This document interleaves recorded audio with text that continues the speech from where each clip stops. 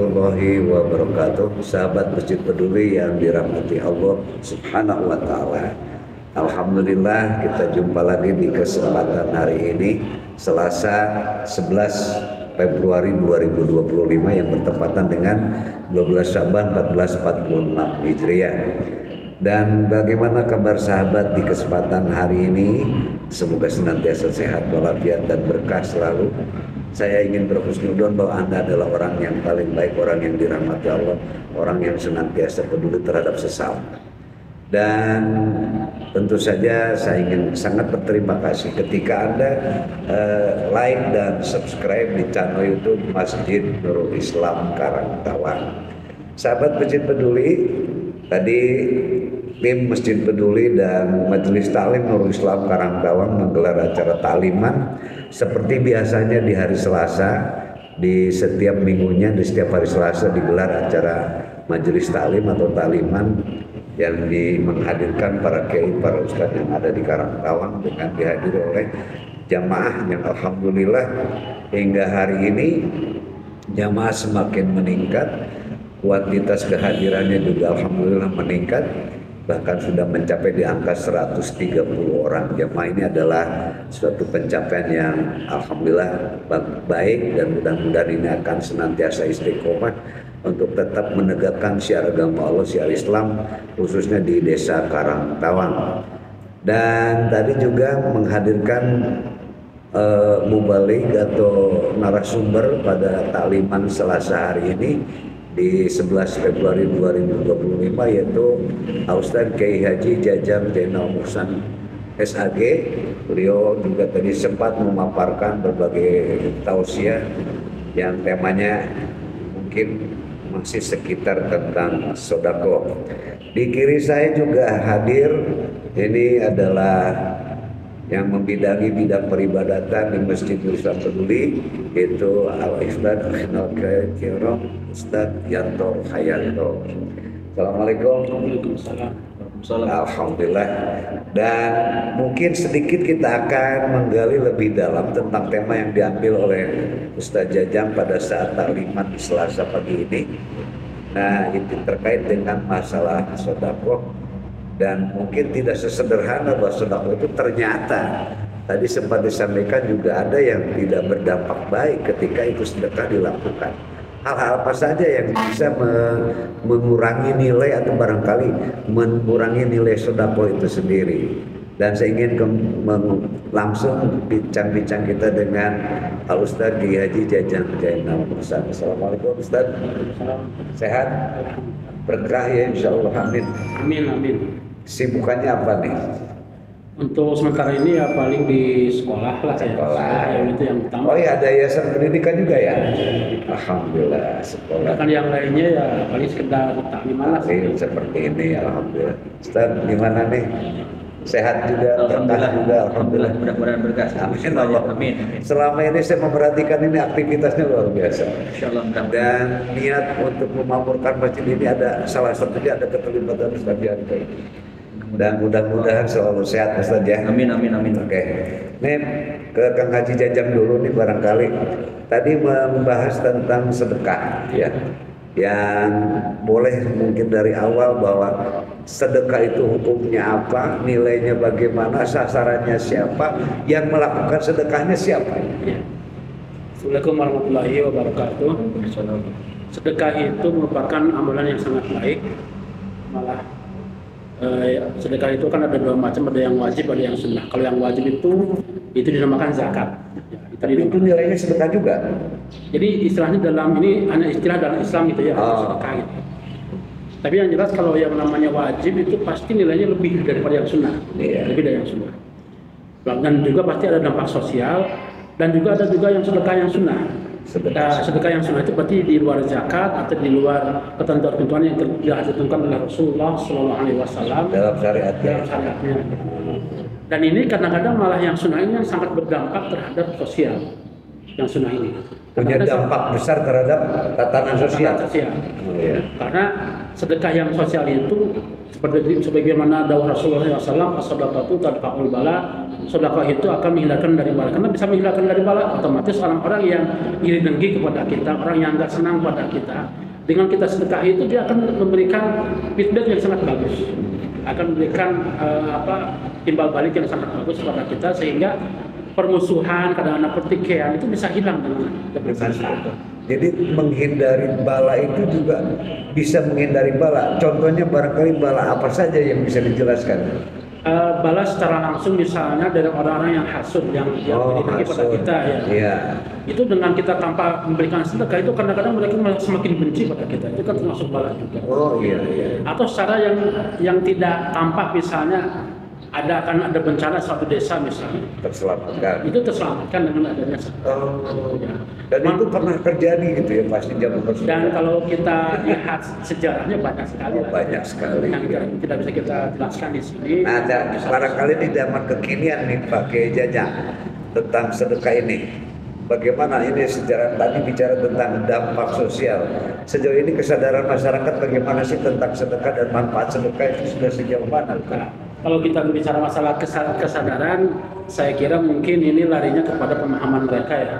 Pemahaman mereka. Banyak yang mengatakan, jadi manusia itu dibangun dengan egois lah, bahwa manusia itu diciptakan pasti ingin memperkaya diri sendiri.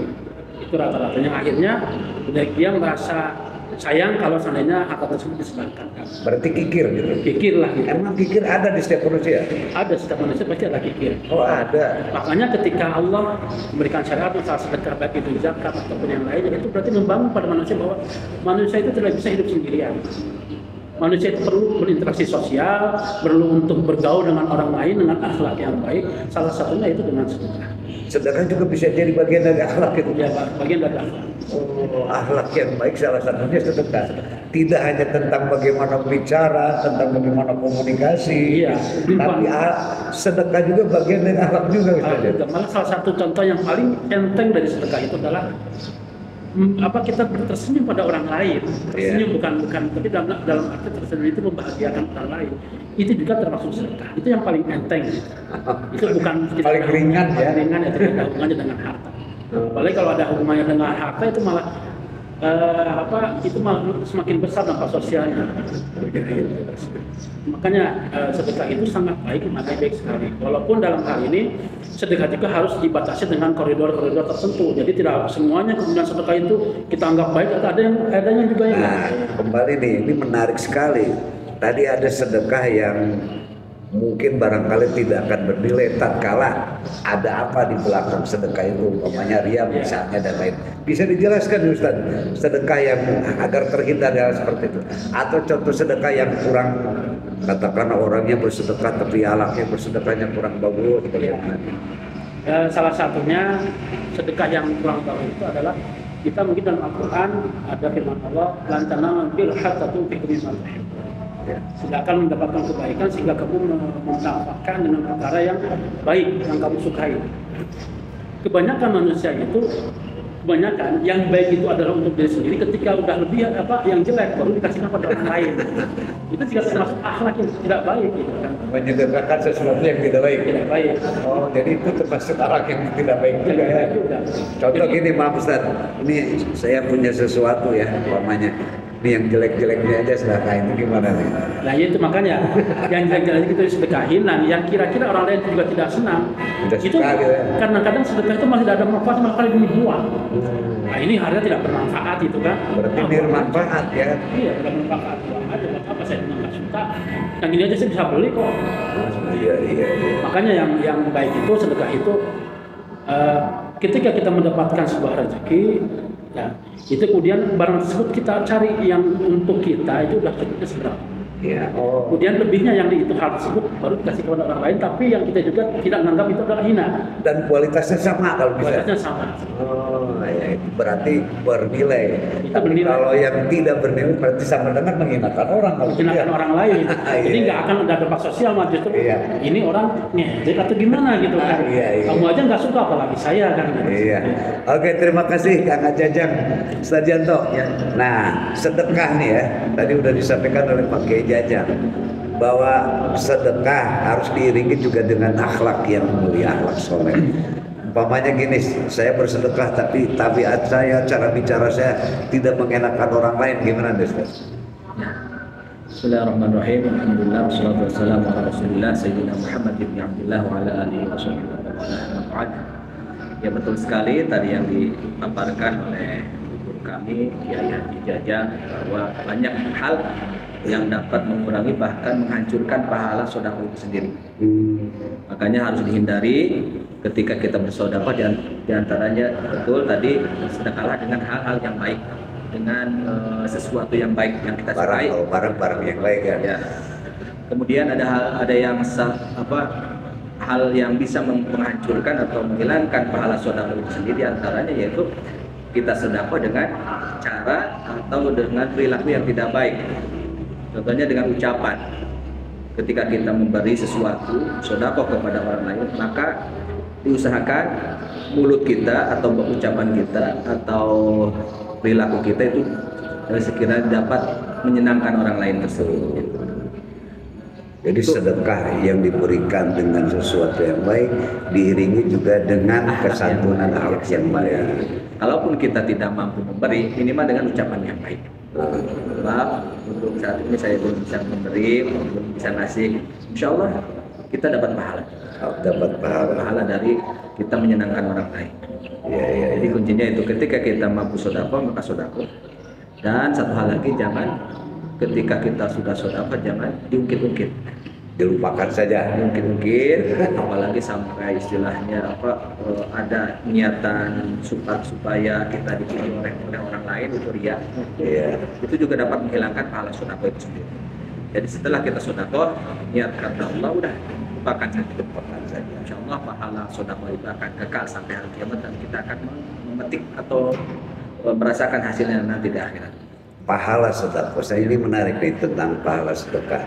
Bagaimana ketika pahala sedekah itu kita berharap untuk disampaikan kepada sesepuh-sepuh kita yang sudah meninggal dunia, gitu. Ini bisa niatan kita bisa seperti itu tidak? Saya sedekah nih untuk ayah saya, maaf gitu, almarhum ayah saya, bisa itu gimana Ustaz? Untuk pahala sedekah yang kita sampaikan, kita hadiahkan kepada orang yang telah meninggal, itu sepakat ijma ulama bahwa pahalanya sampai ya. Idza mata Adam in qata amalu illa min shadaqatin jariyatin, di antara sedekah jariyah dasarnya. Atau kita sedekah kemudian kita pahalanya kita hadiahkan, kita sampaikan kepada orang yang telah meninggal dunia, yakin pahala sedekah akan sampai. Bahkan itu salah satu cara kita berbakti kepada orang tua yang telah meninggal, yaitu kita rajin-rajin sedekah dengan mengatasnamakan orang tua kita yang telah meninggal. Orang tua yang sangat bermanfaat bagi almarhum ataupun almarhumah orang tua kita. Oke. Terima kasih Haji Jajang. Ini terkait dengan masalah kikir gitu. Apakah itu termasuk penyakit atau memang karakter manusia seperti itu? Kalau dan apalagi aturannya yang jelas, manusia itu memang diciptakan kikir. Oh gitu ya. Jadi dia itu lebih mementingkan diri sendiri, lebih mementingkan keluarganya, lebih mementingkan kenyamanan dirinya dibandingkan itu memberi pada orang lain. Itu rata-rata manusia. Lalu usahanya gimana ini untuk membangkitkan semangat bersedekah ketika kita punya apa namanya tadi ya, sifat kikir itu tadi ya? Itu sebenarnya kita bangun dari misalnya dari dalam diri kita bahwa semua yang kita dapatkan itu adalah sebenarnya dari Allah. Ya. Dari Allah sebenarnya. Itu yang perlu dibangkitkan pertama kali ya, sebelum disadari betul itu ya. Disadari betul. Bukan karena dia mampu, bukan karena dia bisa. Nah, karena di dunia ini sebenarnya semua usaha yang kita lakukan itu tidak ada apa-apanya kalau tanpa ada bantuan dari Allah Subhanahu wa Ta'ala. Padahal semuanya juga milik Allah. Ya, semuanya milik Allah. Allah itu suka memberikan rezeki pada kita itu lewat perantara. Iya. Baik itu baik lewat usaha atau ada orang yang memberi atau itu sudah seperti itu kita perlu membangkitkan di dalam diri kita. Ya. Memang betul Pak. Jadi kikir itu kadang-kadang dimunculkan oleh seseorang itu dengan kata-kata bahwa ini harta saya, yang mencarinya saya, yang capeknya saya. Kenapa saya harus kasih ke orang lain? Ini kan usaha saya, ikhtiar saya, capeknya saya. Tadi itu. Nah, seperti itu kan, ada yang seperti itu. Gimana Ustaz? Itu kata-kata seperti itu. Kalau saya nggak pintar, saya nggak bakal dapat uang. Itu yang Gitu ya? Iya. Oh, Padahal dia tidak apa itu ada ada peran Allah. ada peran orang lain Iya. dalam mendapatkan harta. Jadi itu yang perlu bangkitkan seperti itu. Bahwa semuanya tuh kita tuh sebenarnya nggak bisa apa-apa, cuman karena kebetulan Allah menitipkan gitu pada Iya. kita hartanya dan dan menjalankan orang-orang dari perantaranya untuk bisa mendapatkan harta tersebut, barulah kita mendapatkan harta. Oh, peran Allah nih, Pak Ustaz Janto. Kadang-kadang kita ini seolah-olah melupakan bahwa betapapun apa yang kita miliki adalah sebetulnya puluh min Allah kan yang Iya. dari Allah. Tapi kadang-kadang kita lupa bahwa seolah-olah ini adalah karya sendiri. Perlu diketahui bahwa manusia itu terdiri dari dua unsur, ya. Ada unsur jasmani dan unsur rohani. Masing-masing punya kebutuhan. Unsur jasmani untuk bertahan hidup tentu membutuhkan materi, uang, makanan, tempat tinggal dan lain sebagainya. Adapun kebutuhan rohani itu kita selaku manusia itu kan terdiri dari ruh juga, ruh, jiwa. Butuh ketenangan, butuh kebahagiaan, ketentraman jiwa dan lain sebagainya. Itu tidak bisa dicapai dengan usaha sendiri. Kita harus melibatkan Allah untuk mencapai itu. Iya.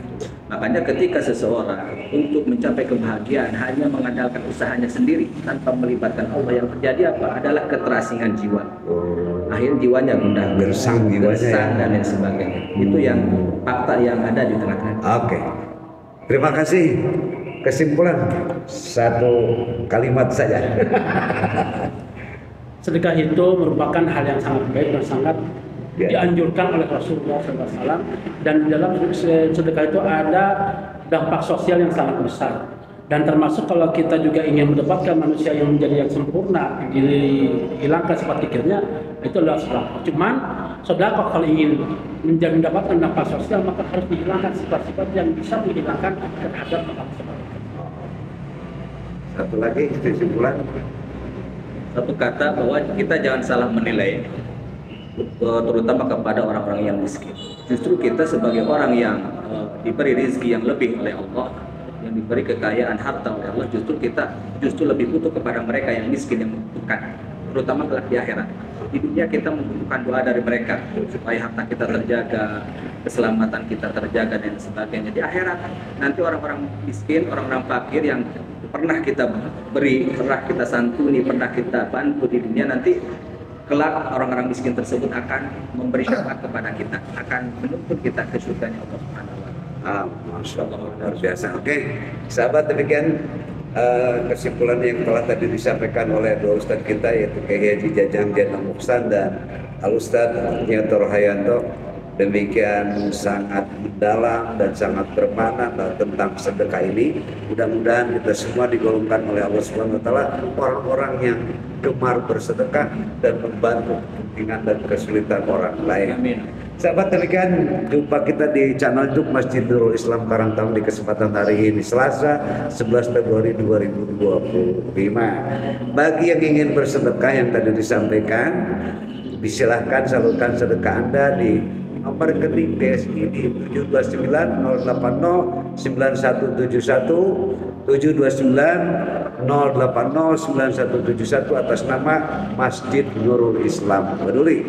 Saya Subaryadi Yusuf, terima kasih. Assalamualaikum warahmatullahi wabarakatuh.